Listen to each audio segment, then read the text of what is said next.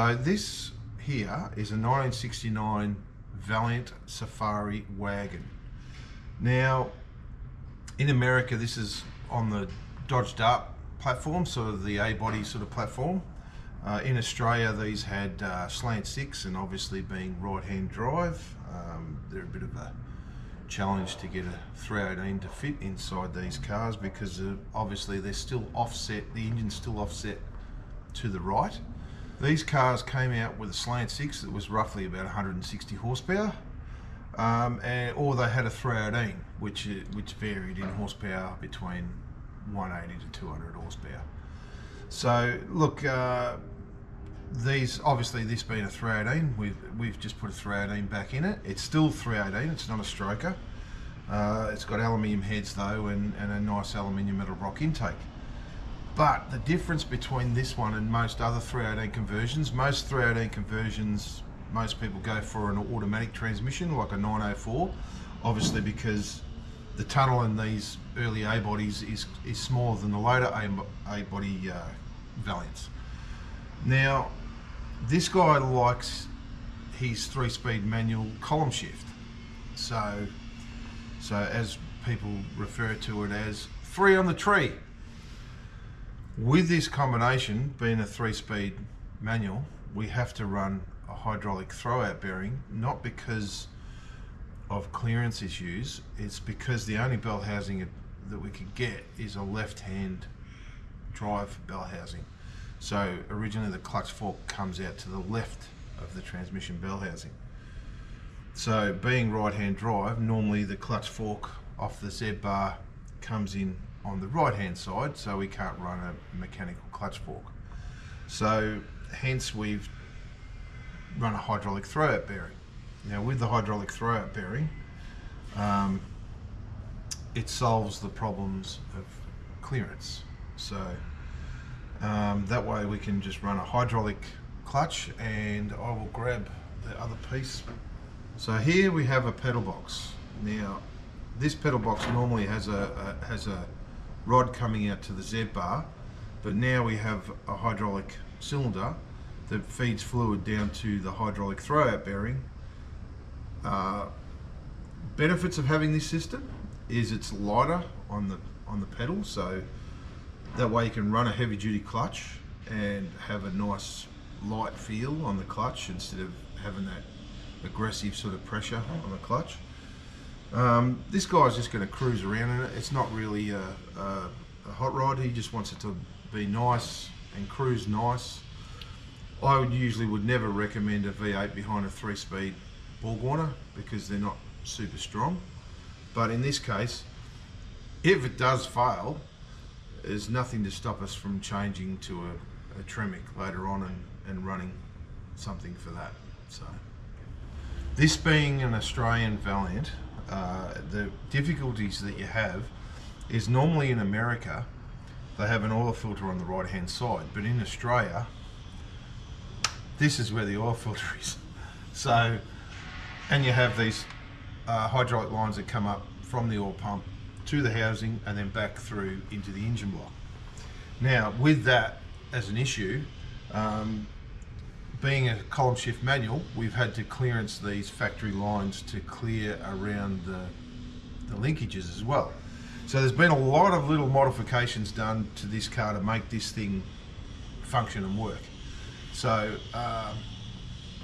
also too, this is a late model Valiant radiator with fans I'm not really sure of. The customer sort of supplied it, but we've got a couple of issues with that as well, because obviously as you can see in the corner there where the pliers are, it fouls on the battery. So we have to do something to make that clear a little bit better, whether we cut the bracket off and run a bolt in a bit closer or something. But like, it's great having twin thermo fans. The wires have just been cut off, but there is pigtails there so that we can join onto to finish the wiring. And obviously being a Slant 6, we've got a lot of wiring harness here that needs to be cut short and modified to suit the V8, because obviously we don't have a coil on the side of the engine anymore, and the temp gauge will have to be shortened. We've got our wires for, what's this one? This is the coil wire. We've got our trigger for our alternator down here somewhere. Or here's the alternator wire there. So, but anyway, so we've fitted an MSD to the engine as well, so that's always a bonus, have an MSD, so it'll make it run better. With the offset being this side, in Australia, we've got the steering box positioned right here, and the extractors have to weave their way around the steering box. Now from factory, as an example, from factory, if this was a factory V8 with a mild cam in it, with a factory power steering box, they actually tap. The engine taps on the steering box constantly, like bang, bang, bang, bang, bang, bang, when it's idling. When you're driving, it's fine, but when it's idling, they tap. Every single, like I've had probably maybe 5 or 6 V8 Valiants, factory Valiants with power steering, put a mild cam in them, they've all started tapping on the steering box. That's how much clearance you've got. There's literally no clearance. So basically with extractors, it's even tighter. So this car's non-assisted disc brakes, which is fine. You don't have to have assisted disc brakes as long as it's set up right and everything. They stop quite well. This could have a booster. It has a dip in the inner guard for a booster, for an offset booster. This is a particular to Australian cars only. The American cars don't have this, because obviously being right-hand drive, they need a little dip in here because they have an offset booster, where in America they just mount the booster straight on the end because there's a lot more room on the left-hand side. So look, also too, this is a Slant 6, and in Australia they have a mounting kit, so you can just use your original Slant 6 K-frame and mount your V8 straight in with a set of custom mounts. And tell you the truth, these ones were from Hemi Performance and they bolted straight in and they're fantastic. So we only had to do a little mod to clear the extractors, because obviously these were made or designed for manifolds, but we had to do a little bit of clearancing around them, but they bolted in. The engine sits in there quite nice. It's got plenty of clearance at the back of the engine block. But yeah, it's a good setup. When the factory engineers in Australia decided that was the spot to put the oil filter, I actually make a little kit that actually mounts the oil filter on the other side of the engine, facing in the right sort of direction. So obviously having an oil filter mounted upside down can cause a little bit of a lifted tick when the engine first starts up, because obviously, even though it's got a little valve in there supposedly to stop drain back, it's not really great. It doesn't work the best. So you'll find that you'll start the engine up on a cold morning and it will tick for a couple of seconds, you know, until the oil pump physically fills that back up with oil pressure and then starts to pump all the lifters back up. So the other issue with the oil filter being on top of the engine upside down is oil changes. So you find that most of the factory cars, because of the mechanics, they just undo the oil filter, drain it, half the oil goes down the back of the engine block. So they don't tend to have rusty floor pans from the underside going up.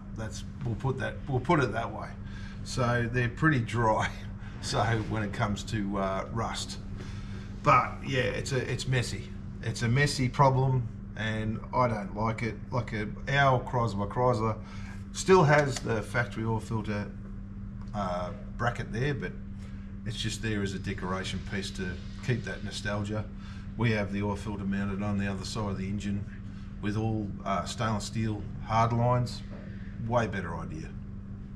So all we have left to do really on this engine now is to properly mount the radiator, because obviously it's just sitting there.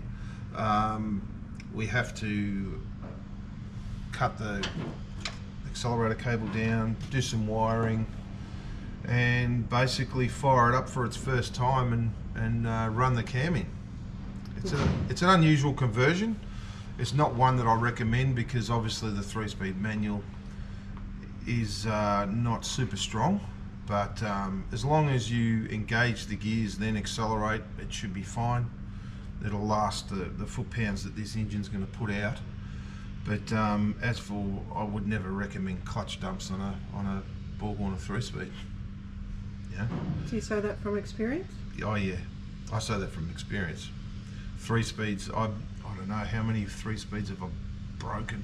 Oh, tremendous amount, too many to count. So, not that I'm proud of it, but I've broken many a 3-speed and some rare ones as well, which is pretty bad. For all you people out there who are looking for some 3-speed spare parts or ones that need to be wrecked out, he's the reason there's none available. I didn't wreck all of them. Oh, you tried. No, I didn't try. It just broke. They broke. Before we go, don't forget to click the like button. Kick the like button. Click the like button. You're going to use that too. I'm going to make a like bucket and kick it. I am. Yeah. So. But anyway, yeah. So it's a good thing. I reckon this is going to be a cool engine. Yeah, it's a cool car. It's going to have the V8 sound, and it's going to drive nice. So the customer, he bought all the parts. All I did is assemble the engine. I did a little bit of machining on the engine because there was a couple of machining things that we weren't really 100% happy with. So, but otherwise it's just a very, very mild sort of 318, good streetable sort of car. No worries. Kick the like bucket. Kick the like bucket. Kick the like bucket and don't share. Don't share, don't like us. We suck. How long have you been doing this? 5 minutes. Feels like it. If you like this video, don't forget to click like and leave a comment. If you want to see more videos like this, subscribe and click the notification bell. If you like the t-shirts that you see the crew wearing, there's a link in the description below where you can grab some for yourself. Thanks for watching.